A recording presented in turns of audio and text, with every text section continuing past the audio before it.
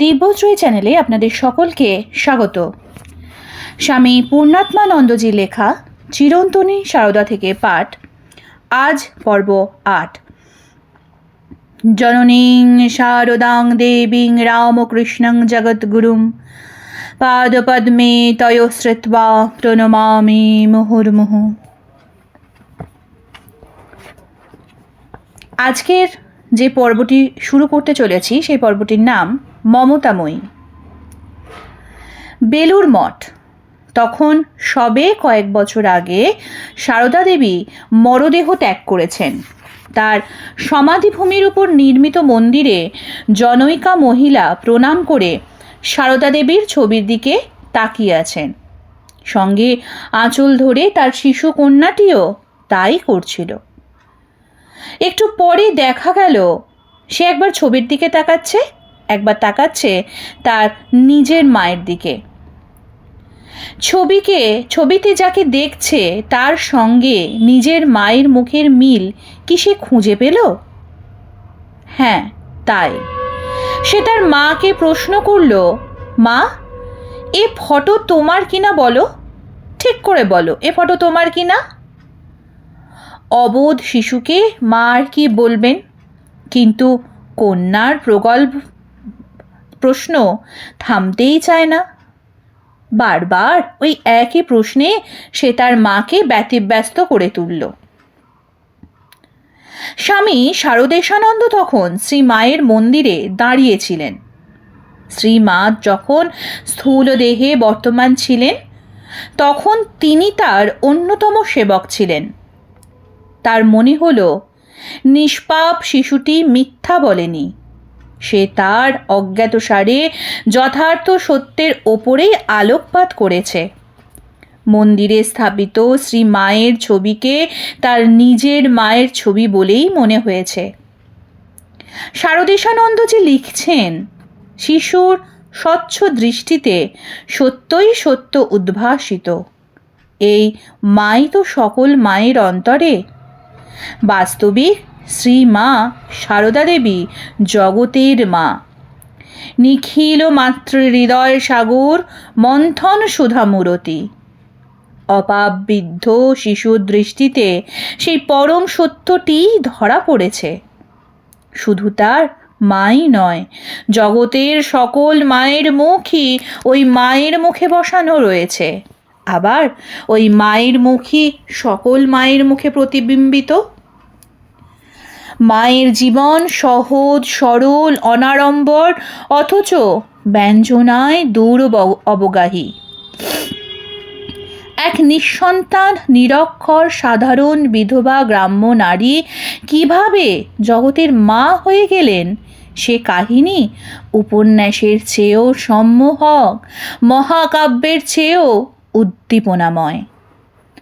অথচ প্রতিদিনের সূর্য ওঠার মতো একান্তভাবেই সত্য সেই কাহিনী। দৃষ্টান্তস্বরূপ আমরা এখানে কয়েকটি মাত্র ঘটনার শুধু উল্লেখ করব। ঘটনাগুলি বুঝিয়ে দেবে একটি সন্তানকেও গর্ভে ধারণ না করে মা কিভাবে অগণিত সন্তানের সত্য সত্য জননী হয়েছিলেন। তার স্নেহে কোনো উগ্রতা ছিল না, প্রকাশে কোনো উচ্ছ্বাস ছিল না, কিন্তু তা যেহেতু জননীরই স্নেহ, তাই সন্তানের কাছে তা ব্যাখ্যারও অপেক্ষা রাখে না। বস্তুত যেই মায়ের স্নেহ সান্নিধ্যে এসেছে সেই অনিবার্যভাবে অনুভব করেছে এমন অভাবনীয় ভালোবাসা কি নিজের মাও বাসিতে পারেন?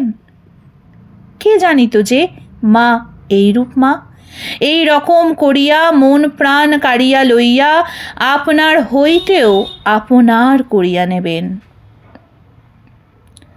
মায়ের সেবক স্বামী অরূপানন্দ তখন ব্রহ্মচারী রাসবিহারী। জয়রামবাটিতে মায়ের নতুন বাড়ি নির্মাণের কাজ দেখাশোনা করেন। একদিন কোনো বিশেষ জরুরি প্রয়োজনে তাকে নিকটবর্তী একটি গ্রামে যেতে হয়েছিল। দুপুরে খাবার সময় তিনি ফিরতে পারলেন না।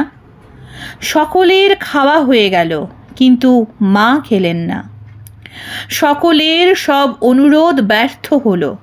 মা বললেন, রাসবিহারী আসুক, তারপর খাবো ক্ষণ। দুপুর গড়িয়ে বিকাল হলো, তখনও রাসবিহারী মহারাজ ফিরলেন না। এত দেরি হচ্ছে দেখে মা বেশ চিন্তিত হয়ে পড়লেন। মাঝে মাঝেই খোঁজ নিচ্ছেন রাসবিহারী মহারাজ এলেন কিনা। তাতেও সন্তুষ্ট না হয়ে উদ্বেগে বারবার ঘর বার করছেন। অবশেষে সূর্যাস্তের কিছু আগে রাসবিহারী মহারাজ ফিরলেন। আসা মাত্রই তিনি শুনলেন মা তার বিলম্ব দেখে খুবই চিন্তা করছেন এবং তখনও পর্যন্ত না খেয়ে তার জন্য অপেক্ষা করছেন। তৎক্ষণাৎ মায়ের কাছে উপস্থিত হয়ে তিনি তার বিলম্বের কারণ বললেন এবং ব্যথিত কণ্ঠে অনুযোগ করলেন, মা, তোমার শরীর ভালো নয়, আর তুমি এই সন্ধ্যা পর্যন্ত উপবাসী রয়েছ। সন্তানকে ফিরতে দেখে মায়ের মুখে তখন স্বস্তির হাসি ফুটেছে। কোমল কণ্ঠে শুধু বললেন, বাবা, তোমার খাওয়া হয়নি, আমি কি করে খাবো? এরকম আচরণ কজন গর্ভধারিণী আপন সন্তানের জন্য করেন? মায়ের শেষ অসুখের সময় উদ্বোধনে একদিন বেলা 11টা নাগাদ মায়ের জনৈক সেবক দেখলেন পথ্য গ্রহণের পর মা খাটে শুয়ে আছেন। সেবক ভাবলেন পাখা করলে হয়তো মা আরাম পাবেন এবং ঘুমিয়ে পড়বেন। তিনি হাত পাখা নিয়ে হাওয়া করতে শুরু করলেন। কয়েক মুহূর্তও হয়নি, মা ব্যস্তভাবে বললেন, আর না, তোমার হাত ব্যথা করছে। সেবক বললেন, হাত পাখায় এত তাড়াতাড়ি ব্যথা হয় না, ব্যথা হলেই আমি থামব, আপনি ব্যস্ত হবেন না। সেবকের কথায় মা চোখ বুঝলেন বটে, কিন্তু পর মুহূর্তেই আবার বললেন, না বাবা, তোমার হাত ব্যথা করবে, থাক, আমি অমনি ঘুমোচ্ছি। সেবক থামলেন না। 2-1 মিনিট যেতে না যেতেই মিনতির স্বরে মা বললেন, বাবা, তোমার হাত ব্যথা করবে ভেবে আমার ঘুম আসছে না, তুমি পাখা বন্ধ করো, তাহলে আমি নিশ্চিন্ত হয়ে ঘুমোই। সেবককে বাধ্য হয়ে নিরস্ত হতে হলো। মা আছেন জয়রামবাটিতে। দূর দেশ থেকে এক ভক্ত এসেছেন, 3-4 দিন আছেন। তার ইচ্ছা মায়ের গৃহীত অন্নের কিছুটা শুকিয়ে বাড়িতে নিয়ে যাবেন। মাকে তার ইচ্ছার কথা তিনি জানালেন। ভক্তটির ফেরার আগের দিন দুপুরে আহারের পর মা একটি রেকাবিতে করে কিছুটা ভাত ভক্তটিকে দিয়ে বললেন, ওই গো, তোমার সেই জিনিস। ভক্তটি তা পেয়ে মহানন্দে রোদে শুকোতে দিলেন। মা তখন তাকে সতর্ক করে বললেন, দেখো যেন কাকে না মুখ দেয়। ভক্তটি মাকে আশ্বস্ত করলেন।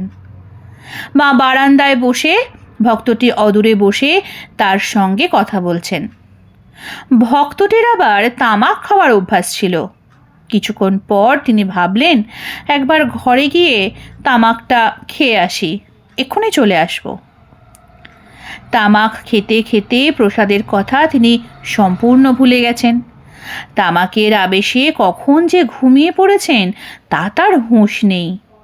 যখন ঘুম ভাঙল তখন বিকেল হয়ে গেছে। ঘুম ভাঙা মাত্র প্রসাদের কথা তার মনে পড়ল। ব্যস্ত সমস্ত হয়ে গিয়ে দেখেন মা সেখানে একই জায়গায় একইভাবে বসে আছেন। দেখে ভক্তটির লজ্জার সীমা রইল না। কোনো রকমে মাকে বললেন, মা, আজ আপনার বিশ্রাম হয়নি? মা স্নেহার্দ্র কণ্ঠে উত্তর দিলেন, না বাবা, তোমার রুটিতে পাছে কাকে মুখ দেয় তাই বসে আছি। জয়রামবাটির নিকটবর্তী একটি গ্রাম থেকে এক দরিদ্র মুসলমান কয়েকটি কলা নিয়ে মায়ের বাড়িতে এসেছে। মাকে খুবই সংকোচের সঙ্গে সে বলল, মা, ঠাকুরের জন্যে এইগুলো এনেছি, নেবেন কি? মা খুব আগ্রহের সঙ্গে হাত বাড়িয়ে বললেন, খুব নেব বাবা, দাও। ঠাকুরের জন্য এনেছো, নেব বই কি। জনৈকা মহিলা ভক্ত সেখানে ছিলেন। ওই লোকটির পাশেই গ্রামেই তার বাড়ি। তিনি তৎক্ষণাৎ মাকে বললেন, ওরা চোর, ওরা মুসলমান, ওদের জিনিস ঠাকুরকে দেওয়া কেন? মা তার কথার কোনো উত্তর না দিয়ে কলাগুলো ঠাকুরের পূজার জন্য যত্ন করে তুলে রাখলেন এবং লোকটিকে মুড়ি মিষ্টি দিলেন। সে খুশি হয়ে চলে গেল। মা তখন গম্ভীর কণ্ঠে পূর্বোক্ত মহিলাকে বললেন, কে ভালো কে মন্দ আমি জানি, কে হিন্দু কে মুসলমান আমি জানি, কে চোর কে সাধু আমি জানি। ভাঙতে সবাই পারে, গড়তে পারে কজন? ওম যথাগ্নির্দাহিকা শক্তি রামকৃষ্ণে স্থিতা হিয়া সর্ববিদ্যা স্বরূপং তং শারদাং প্রণমাম্যহম। আজকের পর্ব এইখানেই শেষ হলো। পরবর্তী পর্ব আসবে আগামীকাল। নমস্কার, সঙ্গে থাকুন, সুস্থ থাকুন, ভালো থাকুন। জয় ঠাকুর, জয় মা।